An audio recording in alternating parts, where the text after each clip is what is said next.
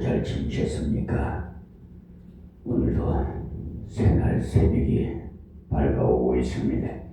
이 새벽 기도 시간을 우리에게 주신 하나님의 말씀 고린도후서 4장 1절에서 6절의 말씀을 봉독해 드리겠습니다.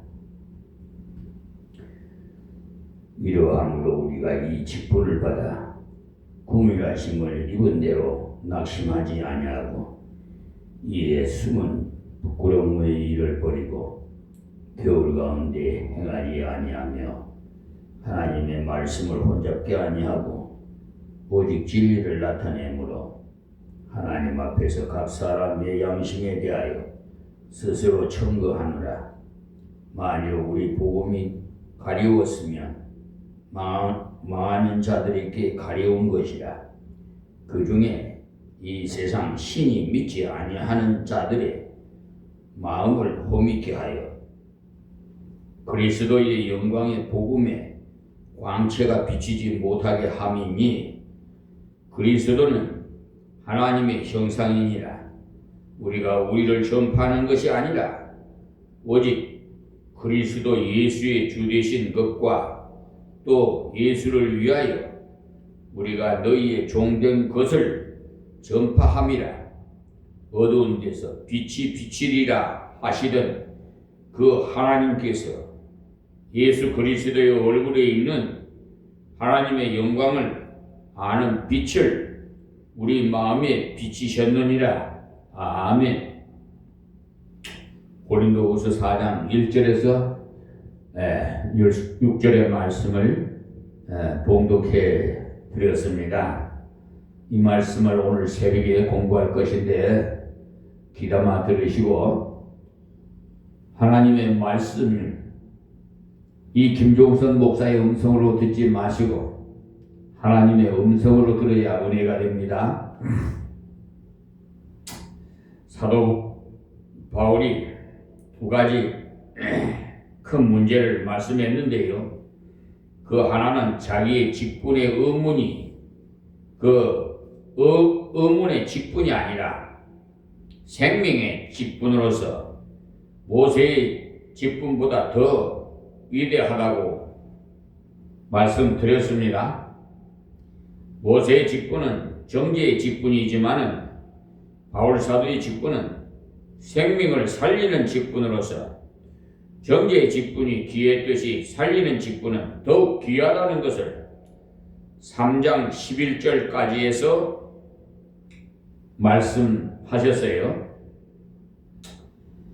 3장 12절에서 18절까지는 이렇게 귀한 은혜 받은 자들은 얼굴에 수건을 가리고 말씀을 읽을 것이 아니라 순수한 그대로 대함으로 그리스도를 발견해서 그리스도를 배워나갈 때 점점 주님의 형상으로 화해 간다는 것을 말씀하셨어요. 그러니 우리가 주님의 말씀을 대할 때마다 인간적인 생각이나 선입견 같은 것을 벗어버리시고 순수하게 하나님께서 보여주시는 대로 바르게 받아서 그리스도를 발견하고 닮아가야 한다는 사실을 아시기 바랍니다. 오늘 새벽 말씀 4장 1절에서 6절까지의 말씀에서는 이런 귀한 직분, 이런 귀한 봉사를 감당해 나가는 동안은 결코 낙심하지 않는다는 것입니다. 4장에서는 낙심하지 않는다는 말씀이 3번이나 강조되어 있어요. 1절은 이 직분을 받아서 긍휼하심을 입는 대로 낙심하지 아니하고 라고 했고, 8절에도 우리가 사방으로 우겨쌈을 당하여도 쌓이지 아니하며 답답한 일을 당하여도 낙심하지 아니하며 라고 했고요. 또 16절에도 그러므로 우리가 낙심하지 아니하노니 그 사람은 후패하나 우리의 속은 날로 새롭도다 라고 말씀하셨어요. 그래서 4장 전체가 낙심할 수 없는 그리스도인에 대한 말씀의 내용임을 말씀드립니다. 낙심이라는 것은 하나님의 일을 하다가 자기의 생각같이 되지 않을 때 정지하는 것을 말하는데, 하나님께서 두었던 그 소망이 정지될 때 낙심하는 거예요. 누가복음 18장에도 보시면 항상 기도하고는 낭망치 말아야 될 것을 이렇게 말씀했는데, 이 낭망이 역시 낙심을 말하는데, 우리 성도는 항상 기도하고 낭망하지 말아야 돼요. 낭망하는 이유는 기도하다가 포기하기 때문에, 기도하다가 빨리 이루어지지 않는다고 하나님의 뜻이 아닌가 보다 하고 스스로 기도하기를 그만두고 둬버리는 것이 바로 낙심하는 거예요. 우리 성도는 왜 낙심하지 않아도 되느냐? 하나님께서 불의한 재판관도 계속 간청했을 때 들어주었는데, 하물며 선하신 하나님께서 합당한 뜻을 구하면 왜 들어주시지 않겠느냐고 하신 말씀을 기억할 때 낙심할 수 없습니다. 누가복음 18장 1절에서 9절 말씀을 묵상해 보십시오.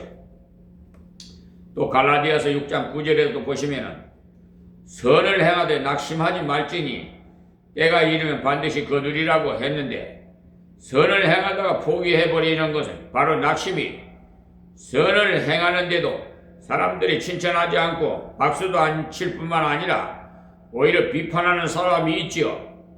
그럴 때 내가 별나게 선을 행할 필요가 뭐 있겠나? 다른 사람들처럼 막 그냥 슬슬 적당하게 교회 다녀야지, 괜히 선을 행하다가 욕만 얻어먹는데 그만두자, 이런 생각을 가지는 것이 바로 낙심이에요. 그러나 낙심하지 아니하면 때가 이르면 반드시 거두게 하십니다. 바울 사도가 권고하기를 주의 일을 하는 사람은 결코 낙심하지 말으라고 했어요. 보이는 결과가 어떠하든지, 사람들의 비판이야 어떠하든지 주저앉거나 실망한다는 사랑의 하나님에 대해서, 전능하신 하나님에 대해서 바로 몰라서 그렇다는 사실을 아세요. 새 언약의 일꾼이야 하는 일은 일 자체가 위대해요. 우리가 위대한 일을 하다가는 어려움이 부딪혀도 뒤로 물러가면 안 돼요. 하나님의 교회에 맡겨진 선교 사업이나 전도 사업이나 교육 사업이나 이런 중대한 사업들을 하다가 좀 반대하는 사람이 있다고 해서 할 수 없다면서 뒤로 물러가는 것은 하나님의 일을 하나님 앞에서 한 것이 아니라 사람의 눈치를 보며 했기 때문에 그래요.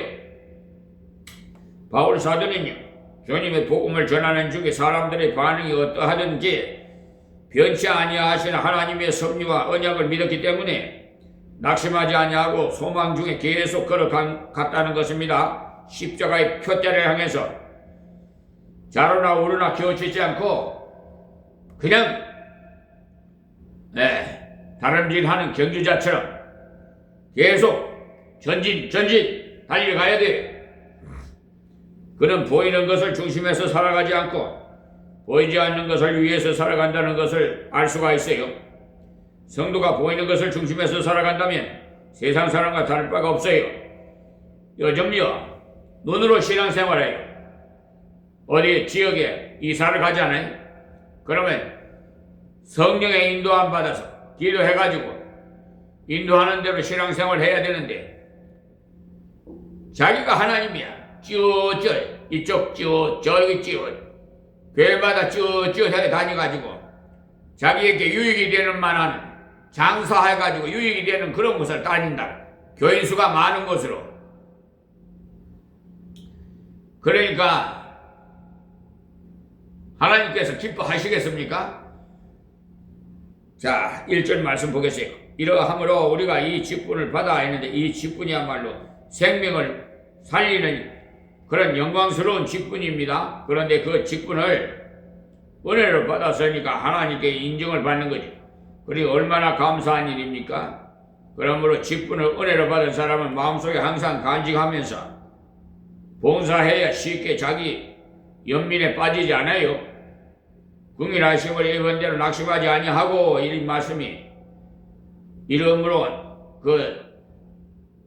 이 말씀이 3장의 그 말씀을 받아오는 그런 뜻이거든요. 즉 3장 전체에서 본 대로 새 언약의 일꾼의 직분이 너무나도 가치 있음으로란 이 말씀이에요. 사람이 자기가 하고 있는 일을 같이 있음을 느끼고 있으면 추진력이 굉장해요. 그러나 보람 있는 일이 못 된다고 생각될 때는 인간의 비판이 있어도 그만둬버려요. 인간의 비판이 있으면. 그러나 이것은 사람을 살리는 일이라는 확신을 가지고 있다면 누가 무슨 말을 하든 간에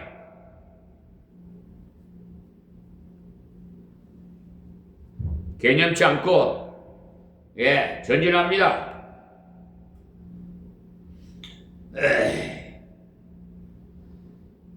그러니까 주님의 그 형상을 닮음으로써 이러므로 우리가 이 직분을 받아서 우리 번역이 좀 성경에 부족한 면이 있는데 그래서 다른 학자들이 번역한 것 중에 원어와 가장 가까운 번역을 다시 읽어드리겠습니다. 우리가 이 직분을 받아 궁일하심을 입은 대로 낙심하지 아니하고 라고 우리말 성경에는 번역되어 있으나 원어에 충실하여서 번역을 하면은 우리가 궁일하심을 입어 이 직분을 받았으니 라고 되어 있어요. 이렇게 번역할 수 있어요. 무슨 말씀이냐면 원래 읽으면 직분을 받고 난 다음에 궁일하심을 입는 줄 생각하는 그런 생각이 쉬운데 원어의 순서는 그런 것이 아니고 우리가 궁일하심을 입어서 직분을 받았다는 거예요. 그러니까 이 순서를 인식을 잘해야 돼요. 다시 말하면 자격이 있어서 직분을 받은 것이 아니라 이 말이에요. 공부를 많이 했으니까 이 직분을 받았다든지 열심히 있으니까 이 직분을 받았다든지 머리가 좋으니까 직분을 받았다든지 하시지 않았다 이 말씀이에요. 하나님께서 우리를 불쌍히 여기시고 직분을 주셨다는 것을 아십시오. 자격이 있어서 준 것 아닙니다. 충성들이 여기셔서 주셨다는 사실이에요. 디모데전서 1장 12절 말씀 보세요. 우리에게는 충성이 없어요. 충성이라는 것은 변함없는 것을 말하는데 우리에게 그런 것이 있습니까? 우리는요 조금만 조그만한 일에도 흔들리는데 무슨 충성이 있어요. 그런데 하나님께서 우리를 향해서 충성되이 여기시고 직분을 주셨다 이 사실이에요. 긍휼하심을 입어 이 직분을 받았으니 낙심하지 아니하고 그랬지. 하나님께서 직분 주셔서 집사 되게 하실 때, 장로 되게 하실 때, 권사 되게 하실 때 자격이 있어서 준 것이 아닙니다. 만약에 자격이 있어서 받았다면 하다가 힘들면 아무래도 자격이 부족한가 보다 그만두자 할 것 아니겠어요? 자격이 있어서 받은 것이 아니라 긍휼히 여기시고 사랑하셔서 직분을 주셨다는 이 사실을 아세요. 우리가 받은 직분은 은혜를 받은 것이라. 그렇기 때문에 자격 없는 존재라는 사실을 먼저 알아야 돼요. 자기의 자격 없음을 아는 것이 약간의 자격이 있는 거예요. 집사 자격이 없는데 자격직을 감당하고 있다는 것을 아는 집사님은 그래도 약간 자격이 있어요. 자격 없는 줄 알고 주님께 기도하니까 하나님께서 그때마다 은혜를 주셔서 감당하니까 할 수 있는 것이지. 내가 10년이나 교회 다녔는데 집사가 못됐다면 말이 안 되지. 그런 식으로 생각한다면 하나님 앞에 합당하지 못합니다. 우리가 직분 받은 것은 하나님의 긍휼하심을 입었기 때문에 언제나 이 사실을 안다면 낙심할 수 없어요. 하나님께서 나를 다 아시고 직분을 주셨어요. 내 힘으로는 감당할 수 없는 줄 아시고 주신 겁니다. 그러니 불러주신 하나님을 신뢰할 때 나같이 부족한 것도 감당할 수 있게 하시니까 하나님은 참으로 위대하신 분이신 것입니다. 머리 좋은 사람만 쓰신다면 그리 좋으신 분이 못 되겠지만 머리가 나빠도 얼마든지 다시 새롭게 하셔서 쓰실 수 있으신 분이시기니 위대하신 분이 아니십니까? 저는 무디가 한 말 중에 마음에 참으로 드는 말이 있어요. 하나님께서는 가장 옹들이 많은 나무를 가지고 가장 아름다운 배를 지으실 수 있다는 겁니다. 옹들이 많은 나무를 아름답게 다듬기란 여간 어려운 직업이 아닙니다. 못을 박으려고 하면 쉽게 쪼개져요. 그러니까 이 옹들이라는 말이 좀 알기가 좀 어려우니까 그래 나무 보면은 뭐죠? 가지 이렇게 나오는 게 그런 데 있잖아요. 그런데 이렇게 못을 박으면 잘 안 들어가고 또 박아도 쪼개지고 그러지 않아요. 그러나 그런 것을 잘 다듬어서 가구를 만들면 결이 좋은 나무를 만든 것보다도 아주 튼튼한 것이 된다 이 말이. 옹이 많은 나무가 아주 야물기 때문에 잘 다듬기만 하면 오래가는 거의 연장이 되어진다는 거예요. 성경에 나오는 인물 중에요 독종이 많아요. 바울 사도야말로 독종 아닙니까? 예수 믿는 사람 잡아 죽인다고 따라다녔으니 얼마나 독종입니까? 그런 사람이 하나님 은혜로 완전히 변해서 예수 위에 생명을 아끼지 않았으니 그야말로 가장 옹두리 많은 나무로 가장 아름다운 배를 지으신 분이시라 이 말이. 그러니 내가 무엇인가 갖추었기 때문에 낙심하지 않는 것이 아니라 나를 부르신 분이 너무나도 위대하시기 때문에 낙심할 필요가 없는 겁니다. 하나님께서 내가 어떠한 것을 다 아시고 부르셨기 때문에 나 같은 것을 사용해서 복음을 위해 살게 하시고 나 같은 것을 부르셔서 말씀을 증거하는 자로 만드신 그분이기 때문에 낙심할 필요가 없어요. 낙심하지 않은 조건이라는 바로 긍휼하심을 입어서 직분을 받았기 때문에 만약에 시험을 치르고 받은 직분이라면 실력이 없으면 돌아가야 하지 않아요? 그러나 하나님께서 은혜를 주셨다는 것을 기억해야 합니다. 성경에 나오는 인물 중에 자격이 있어서 부른 사람 아무도 없어요. 베드로도 자격이 있었습니까? 고기도 잡지 못해서 오랄 때 예수님께서 불러서 늘 잡던 고기도 잡지 못하고 빌빌할 때 예수님께서 깊은 데 가서 그물을 던지라고 하실길래 그대로 던졌더니 고기가 많이 잡혔죠? 허탕진 어부 베드로를 불쌍히 여기셔서 주님의 말씀을 순종하면 성공할 수 있음을 보여주시고 따를 수 있도록 부르시고 따를 수 있도록 힘주셨기 때문에 따를 수 있었던 겁니다. 만약에 연구 많이 하고 그물을 던져 보라고 했다면 베드로야말로 죽을 맛이었을 겁니다. 밤새도록 잡았지만 허탕이었는데 연구해봐야 나올 것이 있어야지. 그러나 말씀대로 깊은 데로 가서 그물을 던졌더니 고기가 엄청나게 잡혔어요.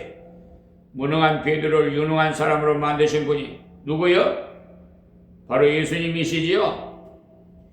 구약에 나오는 다윗이나 사무엘이나 사울이나 다 어릴 때 신통치 않을 때 부르셨어요. 다윗은 목동에 불과하고 하나님께서 부르셔서 임금되게 하셨죠. 사울도 키는 크고 인물에 잘생겼지만 얼띤 사람이었다는데 하나님께서 부르셔서 임금 만드신 것 아니에요? 모세는 80 나이라 이제는 들어앉을 때인데 하나님께서 부르셔서 이스라엘을 애굽에서 가나안으로 인도하도록 부르신 것 아닙니까? 그러니 모세가 일한 것이 아니라 하나님의 도구로서 쓰임 받은 것이죠. 그러니 하나님의 부르심을 입은 자들은 자신을 보지 마시고 하나님을 바라보면서 감당해야 낙심하지 않습니다. 사도가 이 사실을 확실히 믿었기 때문에 그렇게 어려움이 있어도 많아도 낙심하지 않았어요. 사도 바울이. 우리도 불러주신 분을 생각한다면 어려움이 있다 해도 낙심할 생각이 나지 않고 오히려 용기가 담력이 생길 것입니다. 단지 그분을 의지하고 최선을 다할 때 반드시 하나님께서 결과를 주세요. 바울 사도가 일할 때 때로는 천사 같은 대접을 받았어. 갈라디아 성도들이 눈이 나쁜 바울 사도를 천사처럼 생각하고 도와주었어요. 그러나 욕하는 사람들도 많았어요. 그러니까 칭찬하는 사람이 있다고 해서 우쭐댈 것도 없고 욕하는 사람이 있다고 해서 낙심할 필요도 없고 언제나 주님을 바라보면서 일이 잘 되어도 교만하지 아니하고 어려움이 있어도 낙심하지 않고 다시 주님을 바라보게 됩니다. 대개 일이 잘 안 될 때는 훈련의 과정이라서 주님을 더욱 의지하도록 주신 훈련의 기회인 겁니다. 바울 사도가 절했는데도 잘 받은 자가 있었고 받지 않는 자도 있었어요. 그러니까 우리 같은 사람이 주의 직분을 전할 때도 받는 자도 있으나 대적하는 자도 있어요. 그것을 예측하고 전적으로 하나님을 의지하고 일하시고 낙심하지 마세요. 다음 2절 말씀이 이에 숨은 부끄러움이 이를 버리고 겨울 가운데 행하지 아니하며 했는데 이 말씀은 하나님께서 긍휼하심으로 불러주셨기 때문에 일할 때 그 자세가 숨은 부끄러움이 일을 버리고 했다는 거예요. 소위 인간적인 방법으로 일하지 않았음을 말하는 겁니다. 영극적으로 하는 교훈이 아니었다는 겁니다. 영극적으로 하는 설교나 조작적으로 하는 봉사가 바로 부끄러운 일입니다. 하나님의 일할 때는 하나님을 의지하면서 진심으로 해야 되는데 인간적인 방법으로 자기 이름이나 내리고 하고 별 것도 없는 사람이 거창한 것이 있느냐 하는 것이 바로 부끄러운 일을 하는 것입니다. 교역자가 그렇게 되기 쉬워요. 사람들이 다 쳐다보니까 내가 그래도 우리 교회 안에서 제일 낫다는 식으로 해야만 되는 줄로 알고 자꾸 인간적으로 난 사람인 척 하기 쉬워요. 그것이 바로 부끄러운 짓을 행하는 겁니다. 하나님 앞에 언제나 진실해야 돼요. 정직해야 돼요. 숨은 부끄러움이 이라니 자기가 가만 생각해 보면 부끄러운 짓을 했다 싶을 것을 말하는 거예요. 있지도 않으면서 있는 척 부끄러워야 혼자 되돌아보면서 다 알 수 있어요. 어떤 사람이요 때가 때인지 좀 아는 척 해야지 교인들이 납작하게 보면은 곤란하니까 이래 아는 척 있는 척 그렇게 해야 예지 뵐 수 있나 하고는 행동하는 것이 바로 숨은 부끄러운 짓을 행하는 거예요. 그러나 자기를 돌아보는 자가 알 수가 있어요. 이래서는 안 되겠는데 이래서도 알면서도 그런 짓을 하는 거예요. 그러나 바울 사도는 그런 짓을 하지 않았어. 왜냐하면 부족한 줄 다 아시고 부르셨으니까 대단한 척 할 것도 없을 거예요. 그래서 언제나 숨은 부끄러운 짓을 하지 않고 언제나 진실하게 설교를 했고 봉사를 했고 인간적인 잔재주를 부리지 않았어요. 인간적인 잔재주로 일을 하면 사람들 앞에서는 번드르르 하지만 하나님 앞에서는 언제나 가책이 있어요. 그런데 하나님 앞에서 진실하게 감당하면 비록 부족하나마 가책 없이 평안을 가지고 일할 수가 있습니다.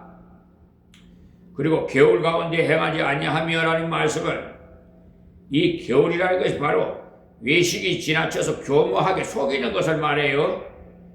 이런 작자들이 있어요. 훌륭한 척, 대단한 척, 사람들 앞에서 교묘하게 자기를 드러내는 것이 겨울스럽다고 말해요. 주님을 나타내지 않고 자기를 나타내는 것이 바로 겨울스러운 겁니다. 교회에서 일하는 사람 중에 특히 말씀을 증거하는 사람은 숨은 부끄러움과 겨울이 없어야 돼요. 한마디로 진실하라는 거예요. 큰 능력이 없어도 대단한 일을 하지 못해도 진실하게 하나님 말씀을 증거하면 하나님께서 쓰십니다. 무디의 전기를 읽어보면 세상적인 공부나 모든 것이 다 부족해요. 그러나 하나님 앞에서나 사람 앞에서나 진실했습니다. 어린아이처럼 그런 무디를 하나님께서 사용하시니까 훌륭한 전도자로서 일할 수 있었던 겁니다.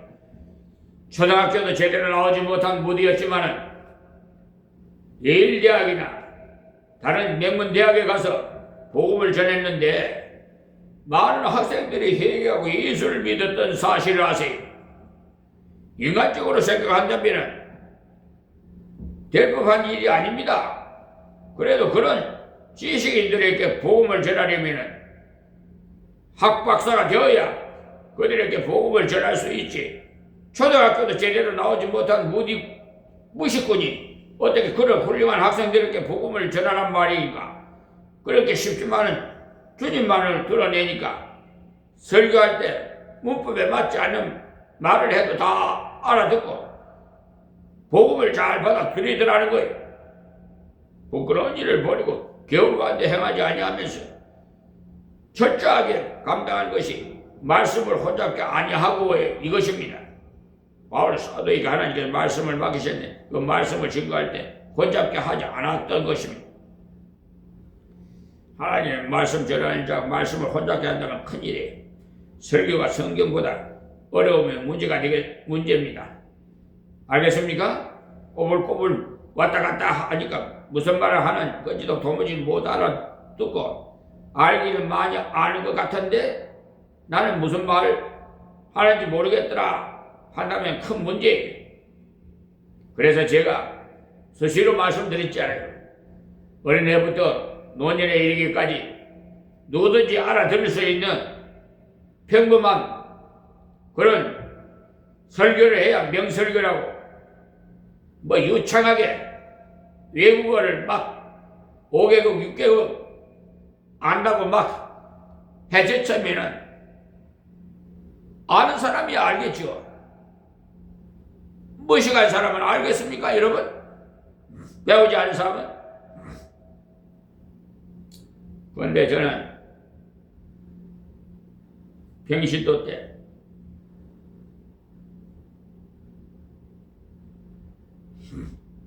그런 설교를 많이 들어봤어요. 성경을 읽으면 그래도 좀 깨닫겠는데 설교를 들어보니까 어찌 어려운지 알아들을 수가 없어요. 물론 지식이 없어도 그러겠지만 어려워서 철학적인 용어를 써가면서 해서 그런지 알아듣기가 쉽지 않아요.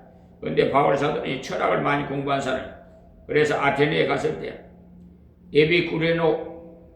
에비쿠레오 그 학파와 스토이고 학파에게 철학적으로 설교를 했다가 결과가 나빴으므로 그 뒤부터는 십자가만 자랑하기로 작정하고 그대로 예수님만 자랑했던 것 아닙니까? 사도행전 17장 16절에서 34절과 18장 5절에서 11절 고린도전서 2장 1절에서 2절 말씀을 보십시오. 그 결과 고린도에서 많은 열매를 맺었죠. 그 다음부터는 결심하고는 말씀을 혼잡하게 하지 않고 단순하고 순수하게 증거했던 겁니다. 이렇게 하는 것이 혼잡하게 하는 것입니까? 자기 자랑이나 하고 자기가 공부한 학문이나 드러내면서 말씀을 가려지고 자기만 드러나서 박식한다는 말을 듣습니다. 우리 목사님은 아는 것도 많으시오. 그 소리 들어봤자 소용없어요. 자기는 숨겨지고 예수만 드러나야지.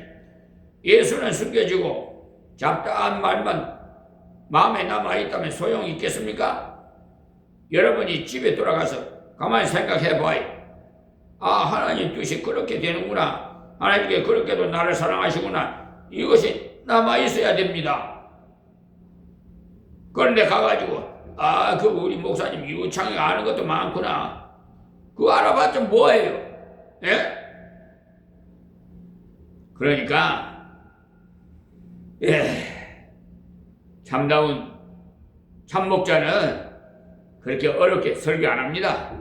바울 사도는요, 어떤 어려움이 있어도 낙심하지 않고 말씀을 혼잡하게 하지 않고 단순하게 증거하는 그 일에 주력했다는 것을 아십시오. 사도 바울이 얼마나 공부 많이 한 사람입니까? 명문대학에도 나오고 다 배설물로 여겨버렸잖아요. 오직 진리를 나타내므로 하나님 앞에서 각 사람의 양심에 대하여 스스로 청구하노라. 이 말씀은 혼잡하게 하지 않으려고 애를 쓰면서 진실하게 전했더니 하나님 앞에서나 사람 앞에서나 자기 양심적으로 스스로 성경을 혼잡게 하지 않고 전했음을 자부할 수 있더라는 겁니다. 하나님 앞에서 생각해봐도 사람 앞에서 생각해봐도 자신의 양심 앞에 생각해봐도 자부할 수 있더라는 거예요. 그러니까 낙심할 수 없는 거죠. 주일학교 교사를 하면서도 그래야 합니다. 지금 하나님께서 바로 나의 옆에 계신다 해도 이 말을 할 수 있겠다 싶을 말씀을 하라 이 말씀이에요. 양심적으로도 조금도 꺼리지 않도록 순수한 하나님 말씀만 전하십시오. 자, 3절이요. 바울 사도가 그렇게 진실하게 전했는데도 만일 우리 복음이 가리웠으면 이랬어요. 그렇게 진실하게 가르쳤는데도 복음을 잘 못 믿는 사람이 있다 이 말씀이에요. 이상한 건 그렇게도 진실하게 복음을 전했는데도 복음을 어디로 보내는지 없고 예화만 기억하고 이야기하는 경우도 있어요. 예화. 또 전도하러 가서도 열심히 전하고 가르쳐 주는데도 알아듣지는 못하는 경우도 있고, 그래서 만일 우리 복음이 가리웠으면 망하는 자들에게 가리운 것이라 그랬어요. 교리적으로 말하면 택함받지 못해서 그렇다 이 말이에요. 그러니까 진실하게 전하고 순수하게 전했는데도 끝까지 복음을 받아들이지 않는다면 하나님의 택한 백성이 아니기 때문에 마음이 막히고 복음이 가리워진 겁니다. 그러니까 전한 내게 책임이 있는 것이 아니라 듣는 그 사람에게 책임이 있으니까 낙심하지 마세요. 그러니 우리는 진실하게 순수하게 복음을 전한다면 나의 사명을 다한 거예요. 바울 사도가 그렇게도 진실하게 전했는데도 깨닫지 못하고 대적하는 사람이 있었으니 그 사람은 택함받지 못하는 사람이기 때문에 낙심할 필요 없어요. 이렇게 상세하게 가르쳤는데도 알아듣지 못하면 아무리 재능이 부족한 모양이구나, 아무래도 목사 자격이 없어 하면서 낙심하는 것이 바로 하나님의 뜻을 모르는 열매를 자기가 계산하다 보니 그래요. 그런 사람은 열매가 조금 맺힌다 싶으면 기분이 너무 좋아서 설득력이 있어서 그렇게 되었다고 합니다.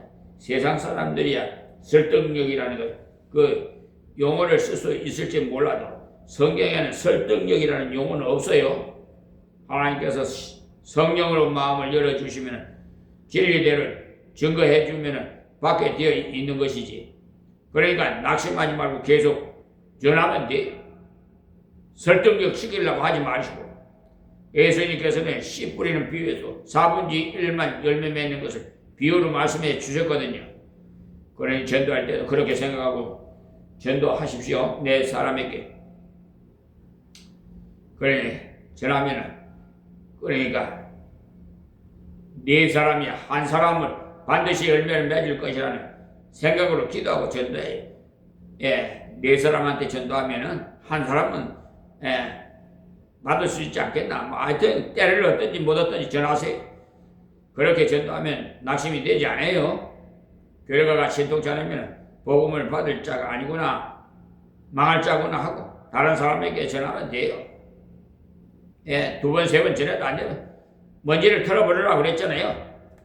예수님께서 사도들에게 심지어 먼지를 털어버리라고까지 했으니까 안 받고 욕하고 얻으려고 먼지를 탁탁 털고 책임은 그들에게 있으니까 지옥 가서 원망하지는 못할 것이. 자, 4절 말씀에 그 중에 이 세상 신이 믿지 아니하는 자들의 마음을 헛믿게 하여 그리스도의 영광의 복음의 광채가 비치지 못하게 함이니 그리스도는 하나님의 형상이니라. 이 4절 말씀은 마귀는 마음을 혼미하게 하는 성질이 있기 때문에 중요한 것을 듣지 못하도록 중요하지 않은 것을 가지고 물고 늘어지게 합니다. 마귀가 마음을 혼란시키니까 그런 자리에 빠지는 거예요. 그래서 예수 믿고 천국 가는 말을 잘 듣지 못하고 교회 가면 헌금한다고 하던데 얼마나 해야 되는지 그런 생각하도록 만들어요. 말씀 받는, 하나님 말씀 받는 게 중요하지 헌금 왜 그걸.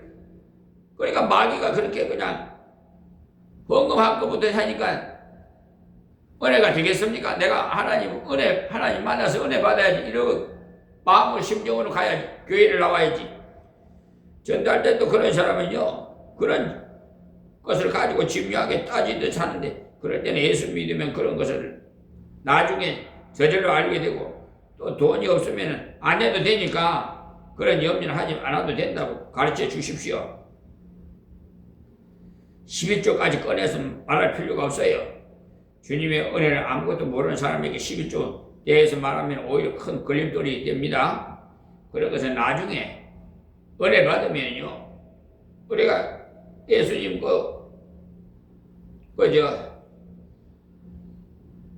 목장, 이렇게 푸른 목장으로 인도하면 양떼들이 푸른 초지에서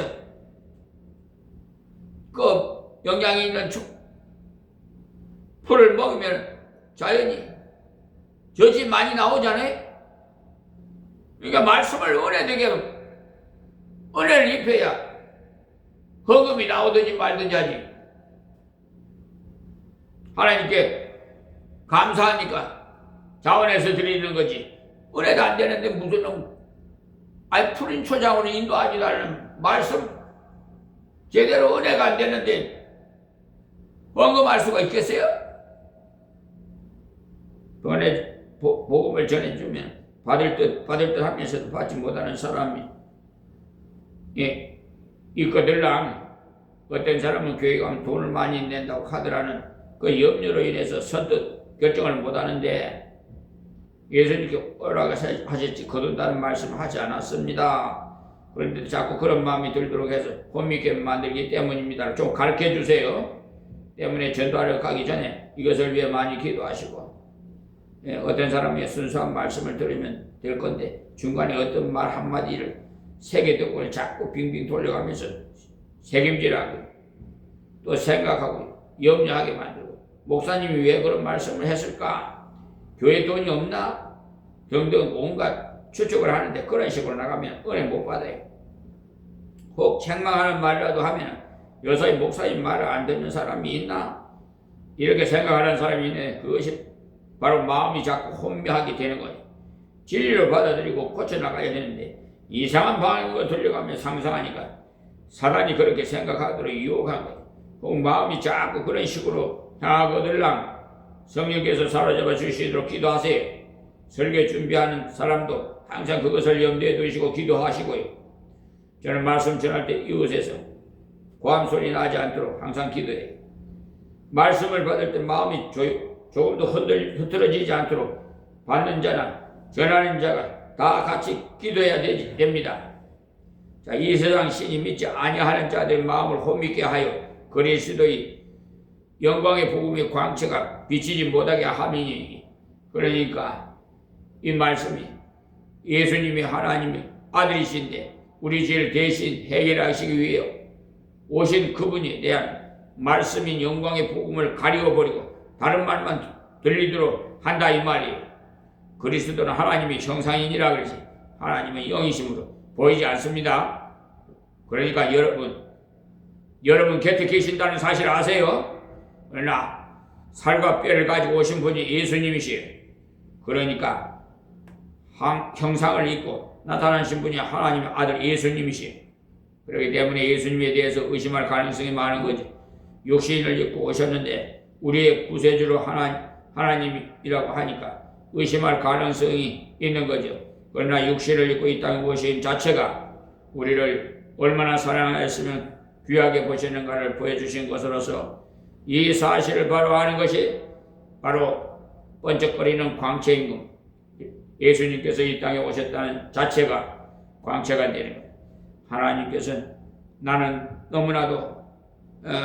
너무나도 사랑하신 광채가 되는 거죠. 그런데 잘못 생각하면 이상한 소리로 들려지는 겁니다. 마귀가 그렇게 생각하도록 마음을 혼미하게 만들게 됩니다. 바울 사도가 이것을 잘 알기 때문에 혼잡게 하지 않으려고 순수하게 복음을 전했는데도 게으름 없이 전했는데도 받지 못한다면 마귀의 장난으로 인해 마음이 헷갈려서 옳게 깨닫지 못하기 때문에 낙심하지 않는다는 것. 그럴수록 하나님께 더 기도하고 사단의 역사를 제거해 주시고 순수한 복음이 마음 위에 새겨지도록 성령께서 더 강하게 주장해 주시도록 기도하고 다시 도전할 것이지 낙심하지 않는다는 겁니다. 자, 5절 말씀이에요. 우리가 우리를 전파하는 것이 아니라 얼마나 중요한 말인지요. 바울 사도는요, 자기 공부 많이 한 것이나 체험을 많이 했다는 것이나 그런 걸 말하지 않았어요. 다른 사람이 어쩌나 자랑이나 심했든지 바울도 그렇다면 나도 자랑할 것이 없는 줄 아느냐 하고 해보려고 하다가 그만 두느라 한 것이 12장에 나오는데 12장 고린도후서 12장 1절에서 6절에요. 오직 복음만 말했던 것입니다. 우리가 우리를 전파하는 것이 아니라 오직 그리스도 예수의 주 되신 것과 십자가에 돌아가신 예수님께서 우리의 주인 되심을 전했다는 겁니다. 나의 생명을 건져주신 주님이시다는 것을, 여러분의 생명을 구해주신 분이시라는 것을 전했다는 거예요. 그래서 주 예수를 믿으라고 했어요. 예수님께서 우리의 죄를 위해 값을 다 지불하신 주인이심을 전했다는 거예요. 십자가를 지시고 돌아가심으로 내 죄를 다 사해 주신 것, 여러분의 죄를 다 사해 주신 것을 증거했다는 거예요. 또 예수를 위해서 우리가 너희의 종된 것을 전파함이라. 이것이 뭐냐면 예수를 인해서 변화된 자기를 보여주는 겁니다. 바울 사도야말로 복음으로 인해 변화된 사람이죠. 그는 교만하기 그지없었던 사람이에요. 보통 사람이 아니었습니다. 그는 사내들인 회원으로서 국회의원이었고, 그걸 알 수 있는 바로 바울 사도가 스데반을 죽이려 할 때 가편 투표를 했기 때문에 그 투표는 사내들이면서 하는데 투표했다는 말을 보아서 국회의원인 줄 알 수 있어요. 그 말은 세상적으로도 상당하다는 거예요. 쉽게 말하면 해먹은 사람이라는 거예요. 거기다가 가말리엘 문화를 나온 사람이라서, 우리나라로 말하면 서울대학을 나온 사람이라는 거예요. 이렇게 대단한 사람이었는데 그 당시 고린도가 얼마나 타락한 도시였는지 성적으로 타락된 생활을 하는 사람을 보고 고린도 인간 같다라고 할 정도로 타락된 사람들이 신사 바울 사도가 전도를 했다는 자체가 겸손의 사람으로 변한 증거죠. 전도한 정도가 아니라 우리가 너희 종된 것을 전파함이라 그랬지. 종이 되었다는 거예요. 예수님께서 종이 되셨기 때문에. 바울 사도 역시도 이렇게 종이 되었다는 거예요. 예수님께서 친히 말씀하시고 나는 섬김을 받으려고 온 것이 아니라 섬기러 왔다고 하셨으니까 예수님이 종이 섬기지 않으면 안 된다는 거예요. 그래서 고린도 성도들에게 바울이 종으로 수고했다는 것입니다. 바울 사도야말로 아무 대가를 바라지 않고 고린도 성도들을 섬겼던 것입니다. 이런 사실을 볼 때 목회자가 다스린다는 말은 합당한 말이 못 돼요. 성경의 다스림 자체가 섬기는 것이기 때문에. 왕노릇을 한다는 것이 성경에 나오는데 짓밟으면서 하는 왕노릇이 아닙니다. 왕노릇을 할 때는 섬김으로 하는 것을 말하는 거예요. 진정 섬김으로 왕노릇을 해봐요. 굴복하게 되어 있죠. 옳게 섬기면 마음으로 굴복합니다. 그러나 무섭게 다스리면 속으로 욕하면서 굴복하는 척합니다. 가둔다고 하니까 겉으로는 굴복하면서 속으로는 부글부글 해. 높으신 자가 진정으로 섬긴다면 저렇게 훌륭하신 분이 저렇게 섬기냈다니 어쨌든지 도와야 되겠다, 어떻게 하든지 순종하고 밀어줘야겠다 하는 마음이 생겨요. 그러니까 사랑으로 정복해 나가는 것이 성경이 가르치는 다스림이 되겠습니다. 바울 사도는 두 가지를 증거했어요. 하나는 예수님, 우리의 주인이시다. 예수님 외에는 우리의 주가 없고 예수 외에는 천국 가는 길이 없다. 단순한 복음을 전했고 또 하나는 예수로 말미암아 변화된 사람을 다른 사람을 섬기는 자가 되어야 한다. 그런데 우리는 돌아보면 바울 사도의 섬김의 자세를 너무나도 담지 못해요. 가능하면 높은 자리에 올라가서 호령하고자 하고 내가 당회장인데 내가 교회의 주인인데 그런 식으로 그렇게 한다고 되는 것이 없는데도 그렇게 하려고 하니까 그것은 바로 인간의 본성이 교만이기 때문에 아담 하와가 교만해서 선악과를 따먹기 때문에 범죄의 근본이 교만에서 나왔기 때문에 그래서 인간들이 높아지고자 하는 거예요.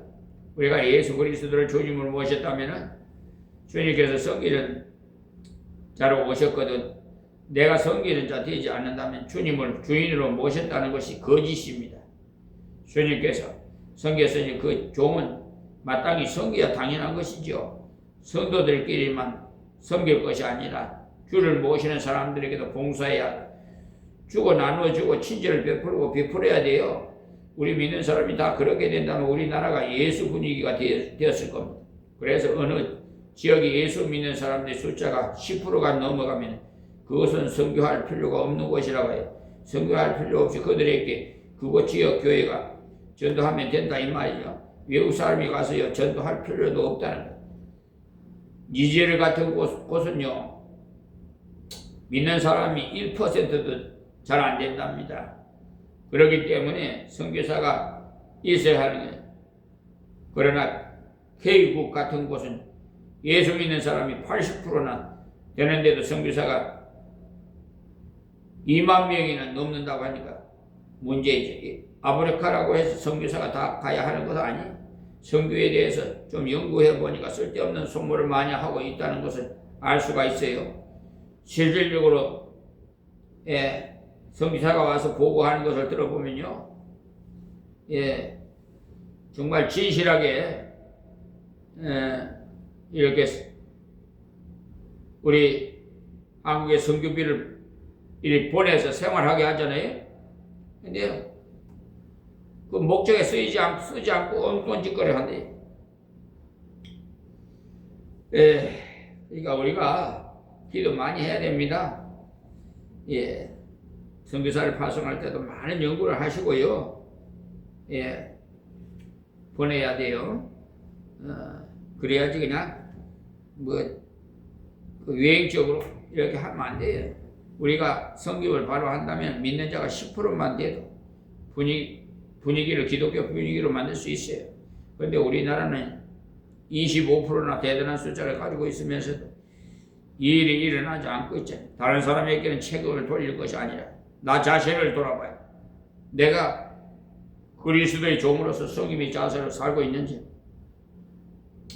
바깥 사람은 섬기지 못한다 하더라도 교회 안에서라도 바로 하고 있는지 한번 살펴보십시오. 그런데 서로 높아지려고 하지는 않는지, 노예나 총에서나 서로 높아지려고 하니까 그리스도화가 되지 않아요. 제가 대한예수교 장로교 합동 교단에 소속이었었는데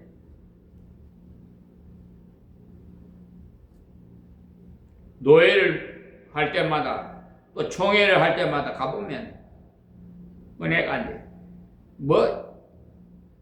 무슨 이런 말 하면 안 되지. 어쨌든 간에 그 한국 교회가 정화돼야 돼. 개혁이 돼야 돼. 회개해야 된다. 그래야 세상이 부패하지 않아요. 우물이 맑아야 아랫물이 맑다는 말이 있잖아요. 우리가 세계를 정화시켜야 돼요. 남을 섬기는 사람이 되면 우선 보기에는 취급받지 못해 보이겠지만 그러나 하나님께서는 그런 사람을 쓰십니다. 가정에서부터 시작해서 어려운 일을 내가 먼저 하고 섬겨 나가 보세요. 직장에서 어려운 일이 내가 먼저 솔선해서 해보시고 그런 것을 하기 위해 기도하고 즐거이 감당해 보세요. 그런데 소문에는 예수 믿는 사람이 잘 따진다고 합니다. 말도 어찌나 잘하는지 당할 수가 없다고 합니다. 그래서 얄밉다고 하는데 그런 말을 들을 때 목사로서 마음이 얼마나 아픈지 모릅니다.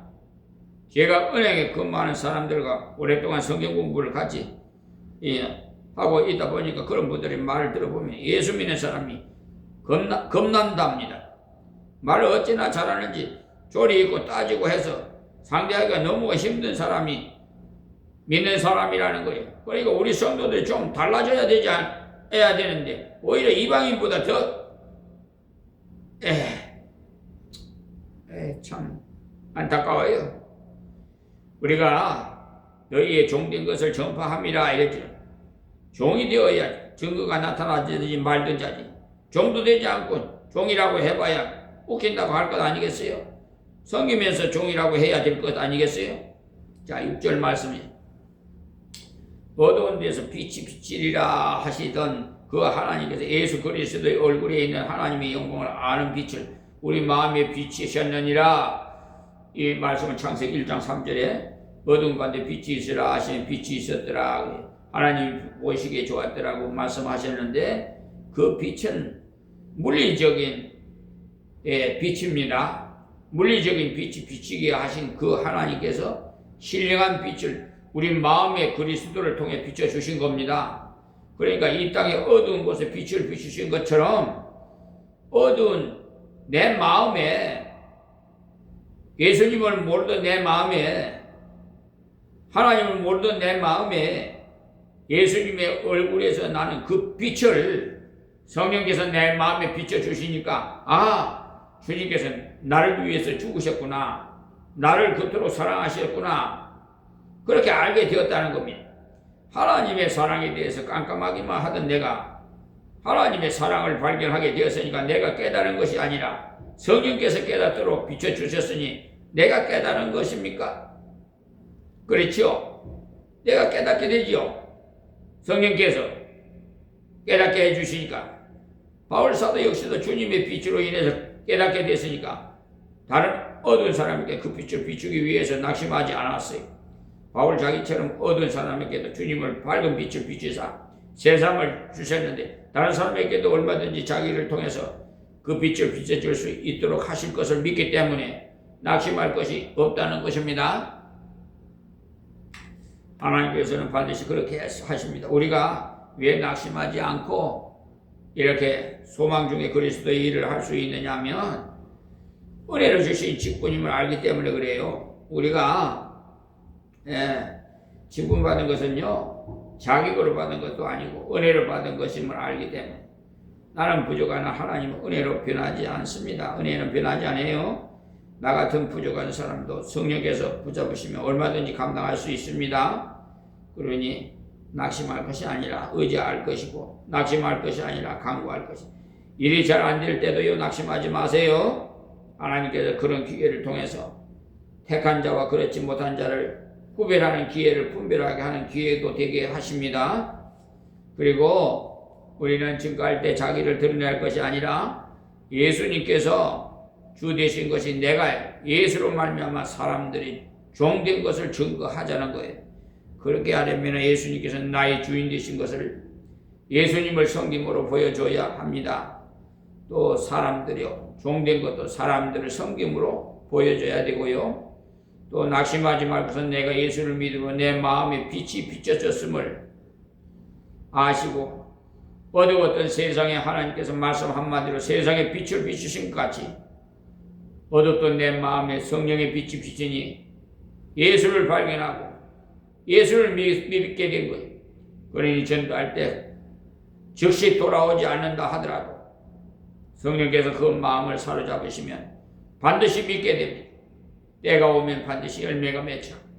그러니 낙심하지 말고 하나님께 결과를 주시리라 믿고 나가서 우리는 반드시 결과를 얻고 하나님께 영광을 돌릴 수 있도록 늘 낙심하지 말고 꿋꿋하게 주님 부르시는 그날까지 우리는요 은퇴가 없어요. 성경에 우리 쉴 시간이 없어요. 주님 부르실 날까지 계속 종의 사명을 감당해야 돼요. 말씀하겠습니다. 하나님 고맙고 감사합니다. 주신 말씀 전에 싸우니 귀 있는 자는 다 듣게 하옵시고 저들이 듣고만 그냥 사쿠울 것이 아니라 바로 열매 맺는 삶이 이루어질 수 있도록 실행하게 하여 주시옵소서.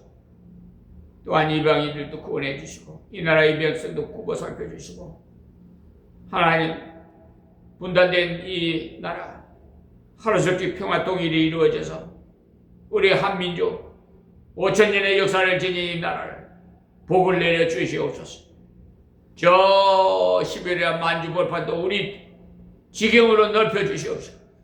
대마도도 아버지 하나님 되찾게 해 주시옵시고 하나님 세계에서 가장 강대국으로 우뚝 세워주셔서 세계를 복음화시키는 변화시키는 이 나라 대한민국이니 하나님께 오직 영광 돌릴 수 있는 이 나라 대한민국이 되게 하옵소서. 예수님의 이름으로 기도합니다. 아멘.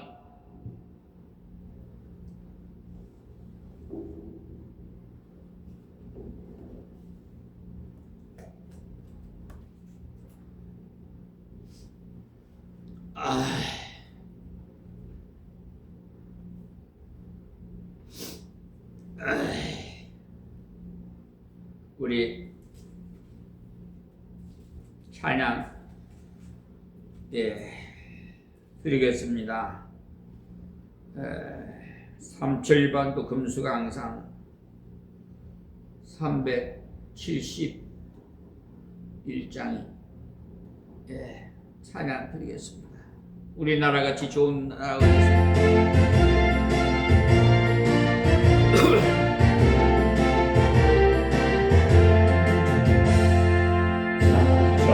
왕도 금수강산 하나님 주신 도